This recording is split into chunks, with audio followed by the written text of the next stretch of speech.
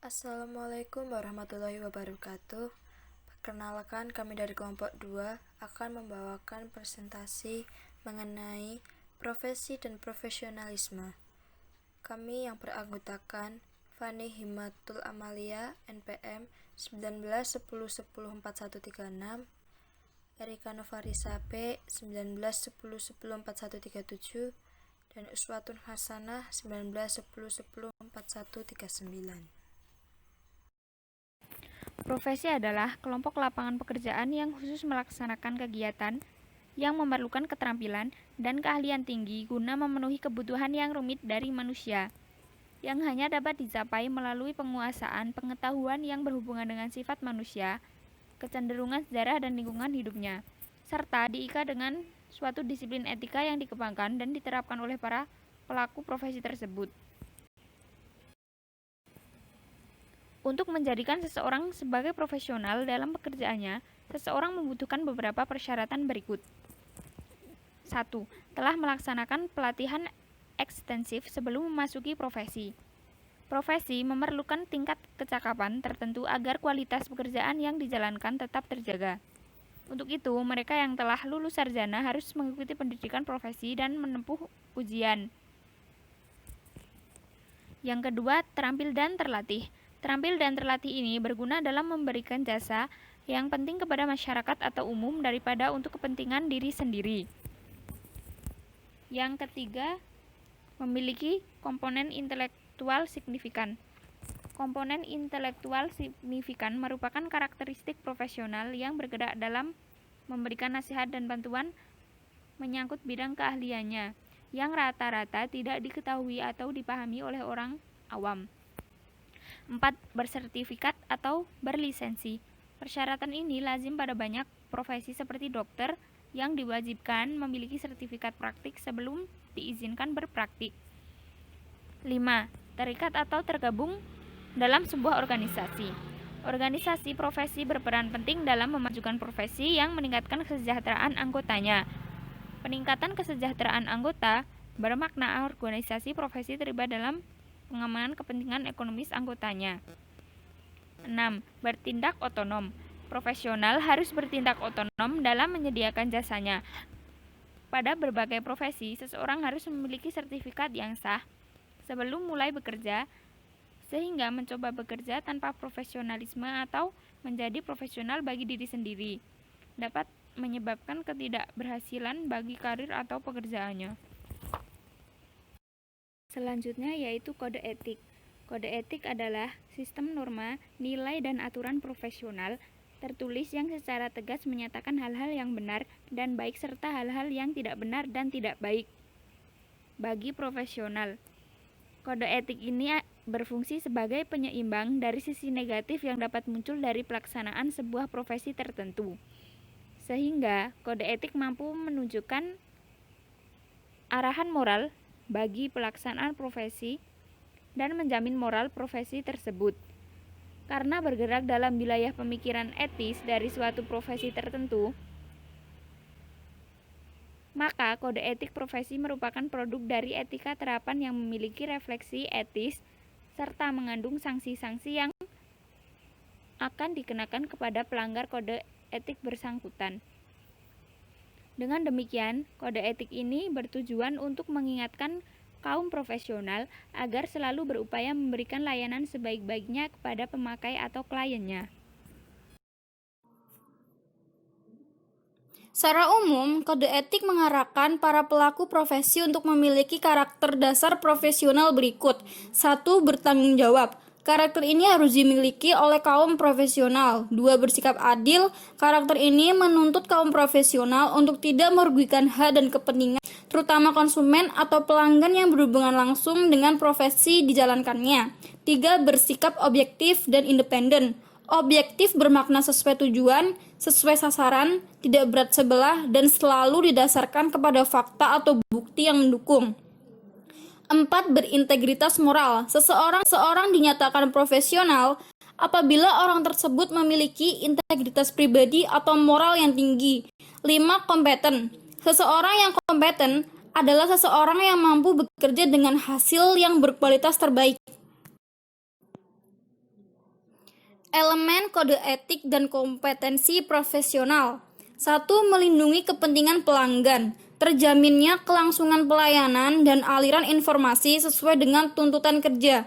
2. Menghasilkan layanan yang berkualitas. Terjaminnya kualitas pelayanan untuk pelanggan dan 3. Menjamin kualitas pekerjaan. Dilakukannya peningkatan keterampilan, pengetahuan, dan kualifikasi kinerja. 4. Menjaga hubungan kerja yang harmonis. Layanan bagi college, pelanggan, dan karyawan dilakukan sesuai prosedur. Keberhasilan sistem komunikasi etika tergantung dari 1. Program pelatihan etika, yaitu program-program untuk meningkatkan kesadaran dan membantu karyawan menanggapi masalah-masalah etika.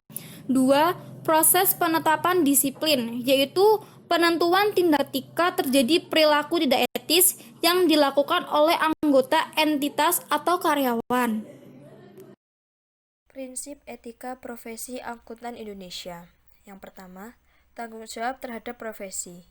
Dalam melaksanakan tanggung jawabnya, sebagai profesional, setiap anggota harus senantiasa menggunakan pertimbangan moral dan profesional dalam semua kegiatan yang dilakukannya.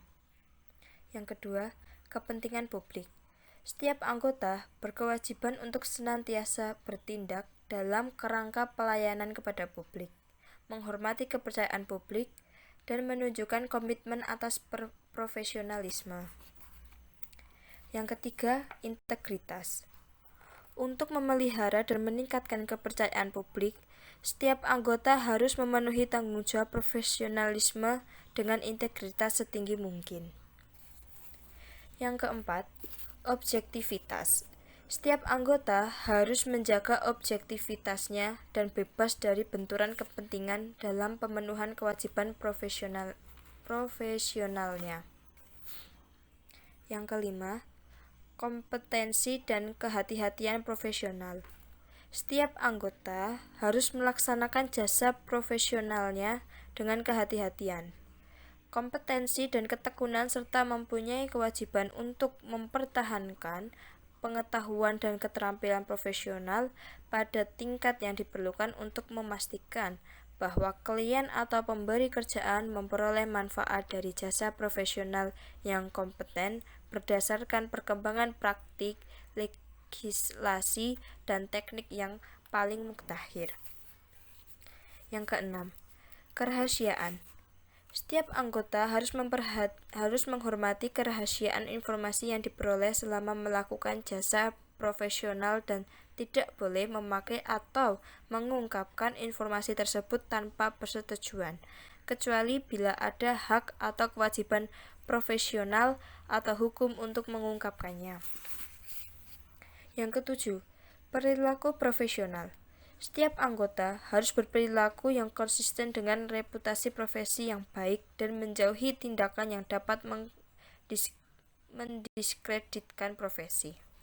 Dan yang terakhir, standar teknis. Setiap anggota harus melaksanakan jasa profesionalnya sesuai dengan standar teknis dan standar profesional yang relevan, sesuai dengan keahliannya dan dengan berhati-hati. Anggota mempunyai kewajiban untuk melaksanakan penugasan dari penerima jasa selama penugasan tersebut sejalan dengan prinsip integritas dan objektivitas. Integritas profesional. Menurut Robbins tahun 2003, ciri-ciri orang berintegritas ada 3, yaitu 1. Utuh dan tidak berbagi.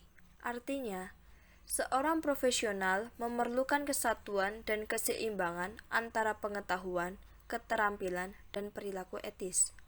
Yang kedua, menyatu. Artinya, seorang profesional secara serius dan penuh waktu menekuni profesinya, sekaligus juga menyenangi pekerjaannya. Yang ketiga, kokoh dan konsisten. Artinya, pribadi yang berprinsip, percaya diri, tidak mudah goyah, dan tidak mudah terpengaruh orang lain. Objektivitas dan independensi. Profesional disebut objektif jika tindakan yang dilakukannya sesuai tujuan dan sasaran. Sedangkan independensi mengacu kepada sikap seorang profesional yang tidak memihak dan tidak di bawah pengaruh atau tekanan pihak tertentu, dalam mengambil keputusan serta tindakannya. Independensi kaum profesional dinilai dari dua sisi, yaitu satu, independence in fact, dan yang kedua adalah independence in appearance. Asosiasi profesi.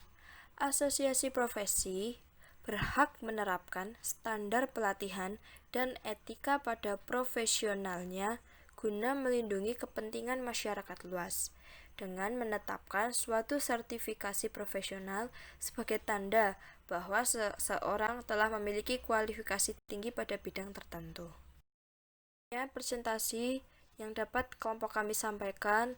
Mohon maaf sebelumnya jika banyak dari kami yang salah dalam pengucapan atau mungkin kurang jelas dalam mengucapkannya. Kami mohon sebesar-besarnya permintaan maaf.